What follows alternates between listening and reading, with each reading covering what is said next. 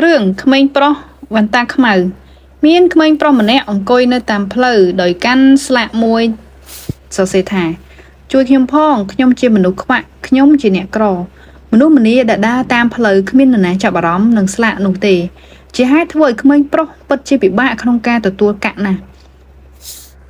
បើទោះជាម្ដុំនោះទំនងមើលទៅអ៊ូអមានកាក់តិចតួចណាស់តែត្រូវបានបោះចូលទៅក្នុងមុខរបស់គេនៅម្ខាងទៀតនៃផ្លូវបុរសម្នាក់ទៀតឈរសម្លឹងមើលស្លាកដែលសរសេរនោះគាត់បានឆ្លងផ្លូវមករកក្មេងប្រុសដ៏កំសត់ហើយបោះកាក់ខ្លះទៅក្នុងមុខរបស់វា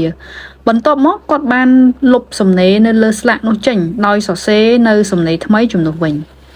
មួយសន្ទុះក្រោយមកក្មេងប្រុសមានអារម្មណ៍ភ្ញាក់ផ្អើលយ៉ាងខ្លាំងនៅពេលដឹងថាមានកាក់ជាច្រើននៅក្នុងមុខរបស់វាមនុស្សម្នាចាប់ផ្ដើមយកចិត្តទុកដាក់សង្កេតមើលក្មេងប្រុសហើយព្យាយាមជួយដល់វាដោយបោះកាក់ចូលទៅក្នុងមុខក្មេងប្រុសពិតជាឆ្ងល់ណាស់ហើយចង់ដឹងថាតើបុរសម្នាក់នោះបានសរសេរអ្វីទៅលើស្លាករបស់ខ្លួនថ្ងៃបន្ទាប់បុរសដដែលបានមកឈប់នៅចំពោះមុខវាម្ដងទៀតដើម្បីចង់ដឹងថាតើជីវិតក្មេងប្រុសមានអ្វីប្រសើរឡើងដែរឬទេមនុស្សពិការភ្នែកតែមានត្រចៀកវៃក្មេងប្រុសចាំសម្រាប់ជើងបុរសនោះបានហើយវាដឹងថាគាត់កំពុងតែឈរនៅខាងមុខវាហើយវាក៏សួរទៅកាន់បុរសនោះថាតើម្សិលមិញលោកពូបានសរសេរអ្វីនៅលើស្លាករបស់ខ្ញុំទៅបុរសនោះតបវិញថាពូមិនបានធ្វើអ្វីជាពិសេសទេគ្រាន់តែពូផ្លាស់ប្ដូរបន្តិចបន្តួចលើស្លាករបស់ឯងក្មេងប្រុសបន្តសួរតើវាជាអ្វីទៅលោកពូអ្វីដែលបុរសនោះសរសេរគឺ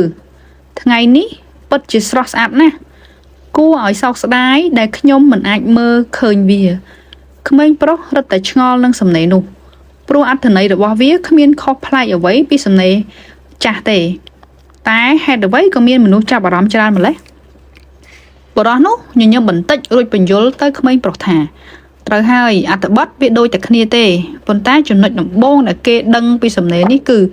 ឯងជាមនុស្សពិការហើយចំណុចបន្ទាប់គឺឲ្យពួកគេដឹងថាពួកគេក៏ជាមនុស្សខ្វះដែរតម្លៃអប់រំ